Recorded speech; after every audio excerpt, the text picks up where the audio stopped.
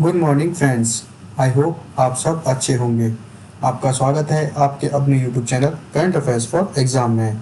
चलिए आज दिनांक 13/2/2025 की प्रश्नावली शुरू करते हैं। निम्नलिखित में से किस देश ने हाल ही में प्लास्टिक स्ट्रॉ को पुनः लागू किया है? मिस्र, यूएसए, नाइजीरिया, बोत्सवाना। इसका सही जवाब है यूएसए। राष्ट्रपति डोनाल्ड ट्रंप ने हाल ही में अमेरिका में प्लास्टिक के बजाय कागज के स्ट्रॉ को तरजीह देने वाली संघीय नीतियों को पलट दिया है तथा प्लास्टिक के स्ट्रॉ को लागू कर दिया है। चलिए अगले प्रश्न पर आते हैं। निम्नलिखित में से किस संस्था ने एक प्रवाहकीय कपड़ा विकसित किया है जो सूर्य के प्रकाश और बिजली को ऊष्मा में परिवर्तित कर सकता है? IIT Delhi, IIT Kanpur, IIT Madras, IIT Guwahati. इसका सही जवाब है आईआईटी गुवाहाटी। आईआईटी गुवाहाटी ने एक ऐसा सुचालक कपड़ा विकसित किया है जो सूर्य के प्रकाश और बिजली को ऊष्मा में परिवर्तित कर सकता है। यह कपड़ा लोगों को अत्यधिक ठंड में गर्म रखने में मदद कर सकता है और सांस लेने में समस्या और रक्त के थक्के जमने जैसी स्वास्थ्य समस्याओं को रोकने में भी मदद कर सकता है। चलिए अगले प्रश्न पर आते हैं। भारत में हर साल राष्ट्रीय उत्पादकता दिवस कब मनाया जाता है? 10 फरवरी, 11 फरवरी, 12 फरवरी, 13 फरवरी। इसका सही जवाब है 13 फरवरी। भारत में हर साल राष्ट्रीय उत्पादकता दिवस 12 फरवरी को मनाया जाता है। राष्ट्रीय उत्पादकता दिवस राष्ट्रीय उत्पादकता परिषद के मार्गदर्शन में आर्थिक विकास और स्थिरता प्राप्त करने में उत्पादकता के महत्व के बारे में जागरूकता पैदा करने के लिए मनाया जाता है। राष्ट्रीय उत्पादकता दिवस 2025 का थीम है from ideas to impact protecting intellectual property for competitive startup.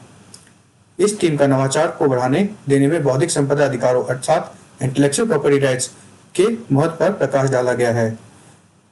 राष्ट्रीय उत्पादकता दिवस राष्ट्रीय उत्पादकता परिषद की स्थापना की याद में मनाया जाता है, जिसे सोसाइटी पंजीकरण अधिनियम 1960 के तहत 12 फरवरी 1958 को पंजीकृत किया गया था। चलिए अगले प्रश्न पर आते हैं। विश्व रेडियो दिवस हर वर्ष कब मनाया जाता है? 10 फरवरी, 11 फरवरी, 12 फरवरी, 13 फरवरी। इसका सही जवाब है 13 फरवरी। विश्व रेडियो दिवस प्रत्येक वर्ष 13 फरवरी को मनाया जाता है। विश्व रेडियो दिवस 2025 का थीम है रेडियो एंड क्लाइमेट चेंज। विश्व रेडियो दिवस विधिक समुदायों में संचार, शिक्षा और मनोरंजन के लिए एक महत्वपूर्ण माध्यम के रूप में रेडियो के महत्व को पहचानता है तथा वैश्विक स्तर पर समाज और संस्कृति को आकार देने में इसकी भूमिका पर प्रकाश डालता है। विश्व रेडियो दिवस की स्थापना 2011 में यूनेस्को द्वारा की गई थी और 2012 में संयुक्त राष्ट्र द्वारा इसे अपनाया गया था। चलिए अगले प्रश्न पर आते हैं। तुलसी गबार्ड को हाल ही में निम्नलिखित में से किस देश का राष्ट्रीय खुफिया निदेशक नियुक्त किया गया है? यूएसए, मिस्र, नाइजीरिया, बोत्सवाना। इसका सही जवाब है यूएसए। तुलसी गबार्ड को हाल ही में अमेरिका का राष्ट्रीय खुफिया निदेशक नियुक्त किया गया है। चलिए अगले प्रश्न पर आते हैं। निम्नलिखित में से कौन 2025 का सबसे अधिक भुगतान पाने वाला एथलीट बनकर उभरा है? Lionel Messi, LeBron James, Cristiano Ronaldo, Stephen Curry. इसका सही जवाब है क्रिस्टियानो रोनाल्डो। क्रिस्टियानो रोनाल्डो 2025 के सबसे अधिक भुगतान पाने वाले एथलीट बन गए हैं। चलिए अगले प्रश्न पर आते हैं। निम्नलिखित में से किस बैंक ने हाल ही में डॉक्टर माधवन कुट्टी जी को मुख्य अर्थशास्त्री नियुक्त किया गया है? एक्सिस बैंक, कैनरा, बंधन, एचडीएफसी। इसका सही जवाब है कैनरा।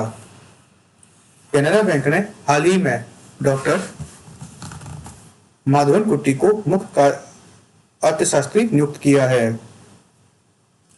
चलिए अगले प्रश्न पर आते हैं। निम्नलिखित में से किसे दक्षिण एशियाई मामलों के लिए प्रमुख अमेरिकी राजनयिक के रूप में नामित किया है? पॉल कपूर, मार्को रूबियो, स्टॉक ब्रेसेंट, डॉग वर्मन। इसका सही जवाब है पॉल कपूर। पॉल कपूर को दक्षिण एशियाई मामलों के लिए प्रमुख अमेरिकी राजनयिक के रूप में नामित किया गया है। चलिए अगले प्रश्न पर आते हैं। निम्नलिखित में से कौन ऑडियो स्टोरी टेलिंग वेलवेट का सह संस्थापक है? शाहरुख खान, अक्षय कुमार, पंकज त्रिपाठी, अजय देवगन। इसका सही जवाब है पंकज त्रिपाठी। पंकज त्रिपाठी वेलवेट के सह संस्थापक हैं, जो एक ऑडियो स्टोरी टेलिंग प्लेटफॉर्म है। इस मंच का उद्देश्य भारत की कहानी कहने की परंपरा को वैश्विक दर्शकों तक पहुंचाना है। चलिए अगले प्रश्न पर आते हैं। निम्नलिखित में से किस अभिनेता को हाल ही में एरो क्लब डी फ्रांस का ग्रैंड मेडल पुरस्कार मिला है? Leonardo DiCaprio, Denzel Washington, Tom Hanks, Tom cruise. इसका सही जवाब है टॉम क्रूज। टॉम क्रूज को एरो क्लब डी फ्रांस के ग्रैंड मेडल से सम्मानित किया गया है, जो उन्हें संगठन की अध्यक्ष कैथरीन मोनोरी द्वारा प्रदान किया गया है। चलिए अगले प्रश्न पर आते हैं। निम्नलिखित में से किसने ग्लोबल बिजनेस समिट 2025 का उद्घाटन किया है? श्रीमती द्रौपदी मुर्मू, श्री नरेंद्र मोदी, श्री अमित शाह, श्री अश्विनी वैष्णव। इसका सही जवाब है श्री नरेंद्र मोदी। श्री नरेंद्र मोदी ने वैश्विक व्यापार शिखर सम्मेलन 2025 का उद्घाटन किया है। चलिए अगले प्रश्न पर आते हैं। फॉय सागर झील निम्नलिखित में से किस राज्य में स्थित है? केरल, गोवा, तेलंगाना, राजस्थान। इसका सही जवाब है राजस्थान। फॉय सागर झील राजस्थान में स्थित है। अजमेर नगर निगम ने फॉय सागर झील का नाम बदलकर वरुण सागर और किंग एडवर्ड मेमोरियल का नाम बदलकर महर्षि दयानंद मेमोरियल विश्रांति गृह रखा है। राजस्थान में फॉय सागर झील का निर्माण 1892 में अंग्रेज इंजीनियर फॉय द्वारा अकाल रहित परियोजना के रूप में किया गया था। 1995 तक बीसलपुर बांध के निर्माण से पहले यह अजमेर का मुख्य पेयजल स्रोत था। चलिए अगले प्रश्न पर आते हैं। निम्नलिखित में से किसने राष्ट्रीय जनजाति महोत्सव आदि महोत्सव का उद्घाटन किया? श्रीमती द्रौपदी मुर्मू, श्री नरेंद्र मोदी, श्री अमित शाह, श्री अश्विनी वैष्णव। इसका सही जवाब है श्रीमती द्रौपदी मुर्मू। राष्ट्रीय जनजातीय महोत्सव आदि महोत्सव का उद्घाटन भारत के राष्ट्रपति श्रीमती द्रौपदी मुर्मू जी ने किया। जनजातीय कार्य मंत्रालय द्वारा आयोजित यह महोत्सव भारत के समृद्ध जनजातीय विरासत, संस्कृति और परंपराओं का उत्सव है। चलिए अगले प्रश्न पर आते हैं। निम्नलिखित में से किस देश को हाल ही में दुनिया में सबसे कम भ्रष्ट देश का दर्जा दिया गया है?